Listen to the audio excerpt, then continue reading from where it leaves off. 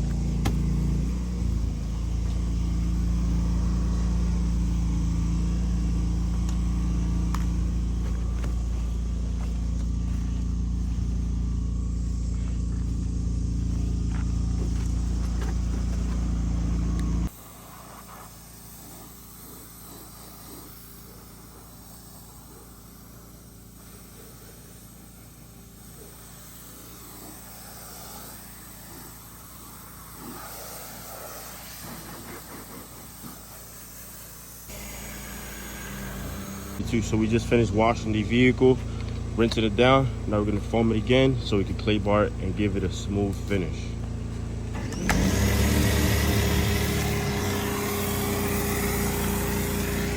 We're gonna refoam it. We're gonna use our clay mitts and this little pad here.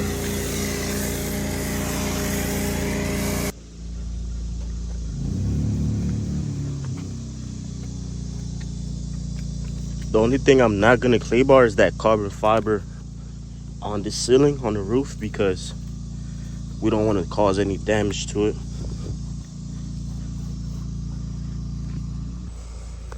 So we're gonna try our best here to see if the clay bar helps with that, and hopefully it does. To kind of multitask, I'm gonna have Edwin dry up the vehicle here, and as he's drying this, I'm gonna go through the shampoo process. So the first things that I'm gonna go ahead and do are the ones that are obviously out here. So we're gonna spray our 3D shampoo on here. Gonna use our drill brush here, agitate.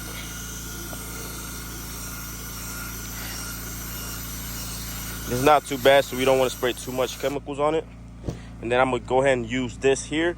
So this is a bonnet for 6-inch, I believe, polishing pads, but we can actually utilize this for our steamer which is what I love doing.